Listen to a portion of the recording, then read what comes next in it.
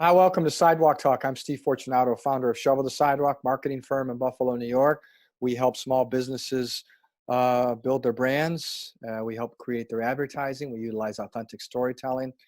And this is why we have this podcast, Sidewalk Talk. We're doing our part with social distancing, trying to help prevent the spread of the virus. So we have gone online. And I am really glad that Dr. Nazareth from West New York Dermatology has given us his time to be a part of this podcast. Because the thing about Doc, first of all, the bedside manners like no other. He is certainly the voice of reason. I know, Doc, you are on the same page as I am, that we will have a normal eventually, whatever that normal is and when it is. But talk to me, Doc. You can feel the tension in the air, which is understandable, right? Yeah, this is a very scary time for everybody. So we're encouraging people still to make sure that you're not panicking, but that you are taking all of the appropriate steps to protect yourself and, more importantly, to protect your family members. So skin cancer doesn't really care that there is a virus going around, right? Correct. People So need, how are we going to do this? What are we going to do? So what we're doing at West New York Dermatology is we still want to remain open for the more necessary dermatology care. So our patients with lesions of concern, rashes, and things like that, we are open. We still want to see you. Obviously, if you are sick or if you've recently traveled outside the area or decided to attend a gathering of large numbers, we're going to push that appointment back. Otherwise, we are still open and seeing those necessary appointments. For our patients who have stable acne or stable conditions that can wait a little bit or just are coming in for their regular skin check and don't have a lesion of concern, we're going to be calling and pushing back those appointments about 6 to 8 weeks to make sure we're hopefully past where this virus is at its worst. It's tough. Because we always talk. You've taught me over time. You got to get your skin checks. So Right. now we're saying we're going to hold off on those skin checks. Right. So we're trying to hold off on ones where we feel that patients feel that they're stable and are not concerned about something. But for our patients who have a history of melanoma or patients who had set up an appointment where they were concerned about a lesion, or still if they notice something next week that is very concerning to them, clearly at that point the benefits of coming in outweigh the risks of that. So obviously this is a very evolving and complicated situation. But we're trying to do this on a risk-benefit ratio at this point. So patients who have more risk from what they have in their lesions still need to come in. For that reason, we're still doing all of the necessary skin surgeries. I have a lot of surgeries booked for next week where patients have basal cell carcinomas, squamous cell carcinomas, even melanomas, and those surgeries will continue as normal.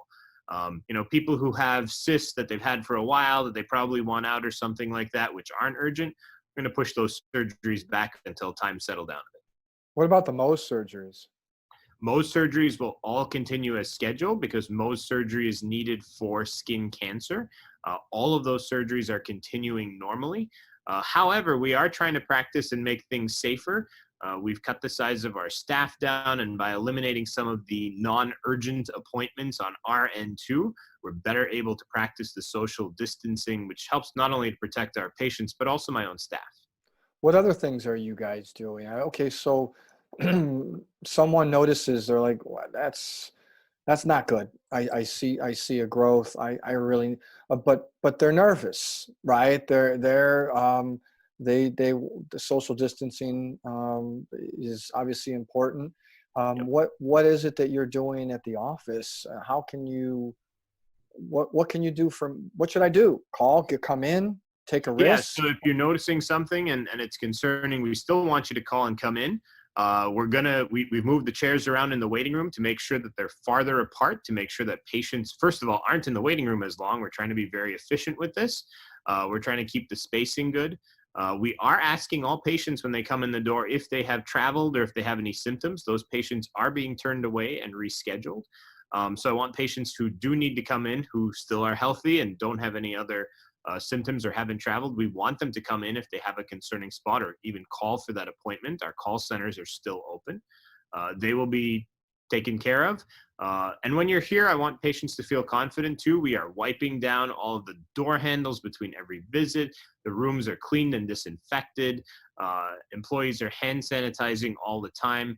And if a patient comes here and actually feels that they have any concerns, we're always happy to address those regarding our measures that we're taking to make sure that our office remains safe. So, I mean, obviously, you're a very intelligent doctor. Uh, you're not an infectious disease expert, right? We're not going to go in that area. Um, are are are we? What's your number one advice for members in our community? I mean, the stress levels are high. I What think I've how got can you help? I think there's two key things, and you're right. I'm not an infectious disease specialist or an epidemiologist, and that really leads to two good bits of advice. Number one, please listen to what your authorities are telling you. So there are a lot of those infectious disease doctors and epidemiologists and health officials out there who do have our best interests in mind. It is important that everyone takes that information seriously and gets their information from good sources. There's a lot of misinformation that I personally have even seen out on Facebook that people are posting. That needs to be ignored. And honestly, sometimes those things are funny and people laugh that off. That's dangerous at this time. People need to be getting good information. This is their health. This is the health of their family members. There's this misnomer out there among some young people that they don't really care because it doesn't affect them. I'm sure a lot of people saw those videos that were posted yesterday of the spring breakers in Florida. That really needs to stop. Those people should not be encouraged. They are posing a threat to all of us, not just because, maybe fine, they're young people and are not going to get that sick from this. But I guarantee you, each one of those people has a mother they care about, has a grandmother they care about, has someone that they know who's on immunosuppressant drugs. And it's really important that we take care of all those people. So number one, pay attention to what the authorities are saying. And number two, do your part. If you don't need to go out and you can stay at home and not interact with other people at a close range, please do so. Please follow those recommendations for social distancing. Try, when you do need to go out, if you do need to go to Wegmans or get groceries, try and buy enough stuff. Don't hoard, but buy enough stuff to minimize the number of trips. If you're the type of person that used to go grocery shopping 3 or 4 times a week, try and organize your shopping list so you only need to go once a week. Try and be as responsible as possible so that we don't necessarily end up in some of those doomsday scenarios that people are scared about where everything is locked down. I know that, Mayor de Blasio in New York City was talking about doing that. The governor was trying to back away from that. We don't want to be in those situations clearly where authorities feel that they have to force it on people. If we're all responsible citizens who step up here, because each and every one of us makes a difference. It's not like you can rely on the other person to do this. If each of us steps up and does our part, we will get control of this faster than if we don't, and a whole lot less people are going to be affected by it. I think we're early into this, and a lot of people are already stir crazy.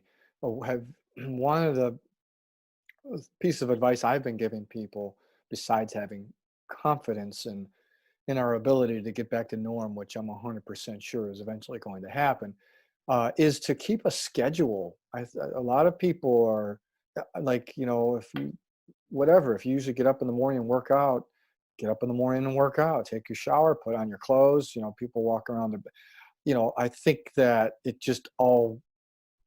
you need some kind of, people like schedules, especially kids, right? Get your Yeah, kids on those schedules. it's important for everyone to try and maintain their schedule. If you're working from home, even if you're in the situation where things are not normal or things are slow for the time being, keep the normal. Get up at your same time, go about your routine. For kids, it's vital, particularly kids who can't understand this. I think it's important to be honest with kids, but we don't want to scare our children. My kids get up at the same time every day still. They have work that comes through on their portal from school now, so we're encouraging them to my kids are doing their work as I speak, actually, at home. So we want them to maintain that sense of normal. You mentioned something earlier, which I wanted to allude to, though, that people are going stir crazy being at home. It is okay to go for a walk outside. Our weather is going to be a little bit colder and stuff this weekend, but the next couple of days, a little bit windy and rainy. But even just go in your backyard, go for a walk down the street. Now, don't do it in large groups.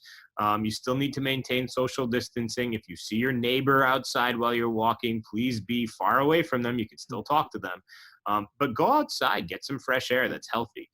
There's no reason people need to feel like they have to be shut indoors in their house. They can still go for a walk and stuff like that. But as long as you're maintaining that social distancing, that's good to be outside and get some fresh air. Go for a jog, go for a walk, do something that keeps your physical activity up. Obviously, I know that a lot of people are watching a lot of Netflix right now and home, but it's still important to sort of maintain your sanity, get some exercise. Keep to your routine. Don't let yourself slip up and think you can stay up till 2 a.m. and then get up at noon. Because, Steve, I totally believe too, yeah, this is probably not going to be over next week or the week after, but eventually we're going to get back to normalcy, and it's going to make it that much harder for you to get back to being normal if this has been this extended period of time where you think going to bed at 2 a.m. and getting up at noon is okay.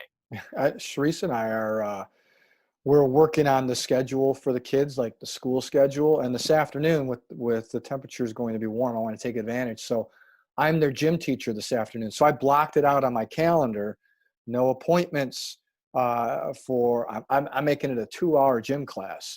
So they're going to get a lot of exercise this afternoon. They'll sleep well tonight. Sounds like I'm happy you weren't my gym teacher. Get ready. It's going to be intense. It is. It is. One other thing, you mentioned immune suppressant medications, which I know some of your patients are on. Yes. When you suppress your immune system and there's this virus going on, should they be worried about that? Should they be taking those kind of drugs? So this is actually a pretty big change from some of the things that we used to think. All of our patients are on biologic medications or immunosuppressant medications like Cellcept and methotrexate. Before, we used to tell them, even if you came down with a cold or a mild flu, you should keep taking those medications. Now, obviously, this was different between some dermatologists and rheumatology and gastroenterology, and really dependent on the patient and the drug.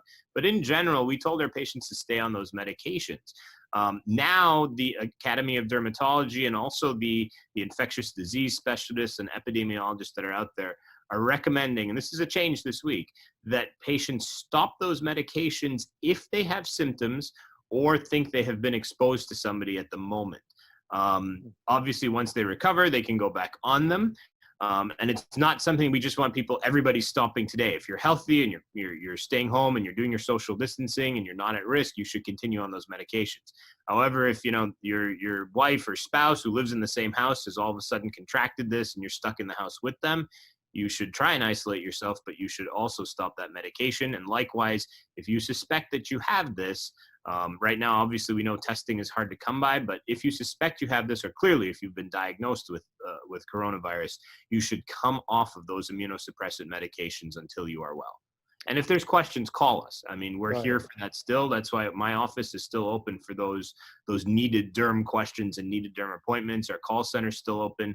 We've had some calls from patients wondering if they're going to get their biopsy results. All of that stuff is still continuing normally. There's no delay in that either. The labs are still open. We're still functional.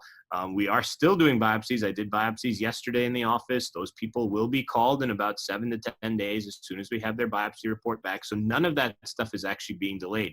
And likewise, if those biopsies come back that they have skin cancer or something that needs attention, they will be scheduled for those appointments. Yeah, risk reward, right? Correct. It is all about balancing risks and benefits. I think that's one thing, clearly, as we said, I'm not the epidemiologist or the infectious disease specialist, but every physician and healthcare provider in this country is always trained to look at risk versus benefit. And that goes for appointments, but also when we prescribe medications. If the risk doesn't outweigh, if the benefit doesn't outweigh the risk, clearly we're not going to move forward with that. And this applies in this situation too. If there's less benefit to taking the risk of bringing a patient in, we're going to tell them, hold off on that appointment, stay home, stay safe. But clearly, if you have a lesion or something of concern or a rash of concern, the benefit of coming in outweighs that risk. And clearly, we're doing everything we can to mitigate that risk as well by really keeping our office as disinfected as possible, maintaining that social distancing, and also turning away patients who've recently traveled or could be sick. All right, Doc. We'll wrap this up. I appreciate the time. I want you got to give me some kind of good news. You're the good news guy. Give us something. So there is definitely good news to this. I don't want people to be scared about doom and gloom. Americans are, I mean, obviously there's those people who didn't step up yesterday and are doing foolish things. Buffalonians, we're a city of good neighbors. And globally, the United States is always a leader when it comes to a lot of things. We step up as Americans. This is no different. One of the headlines I read this morning is, some of the auto companies are cutting back and stopping production, and they may actually start making ventilators. So we have survived the 1918 pandemic. We've survived world wars. We've gotten through worse things. I know we have divisive politics in our country, but just as a sign of that, even our president and our governor, who are on opposite sides of most equations most of the time, are working together on this issue. So I think that this is a time that we all come together. In Buffalo, I think we're ahead of that curve. We've always been the city of good neighbors. We've been through snowstorms where we've stepped up before. This is no different. It's a different enemy. It's an invisible enemy, but we can step up and we can manage this, and we will get through this. And there's going to be another side. It's not as predictable. We don't know if we're through this in 2 months or 6 weeks or 3 months, but that other side will come, and we're going to be there, and everybody's going to be okay, and we're going to get through this together. And Buffalo is a city of good neighbors, and we're going to prove that over the coming few weeks. We're going to be tested a little bit here, but we're going to get through this. Dr. Michael Nazareth, Western New York Dermatology. Thanks for being the voice of reason. Appreciate you. Steve. All right, that's it for this edition of Sidewalk Talk. You can download all of our Sidewalk Talk podcasts on your podcast platform of choice. You can also go to our website, shovelthesidewalk.com, and check out any of our podcasts. If you have a story that you want to tell, or you have information, or you have some kind of inspirational story, anything that's going to help people during this time, please feel free to fill out a form on our website, and we will have you or whoever you think should be on the podcast on the podcast. We appreciate that. Thanks again, Dr. Michael Nazareth, Western New York Dermatology. Thank you very much. Thanks for everyone listening, watching, participating. We will get through this. That's it for Sidewalk Talk. I'm Steve Fortunato, and this has been Sidewalk Talk.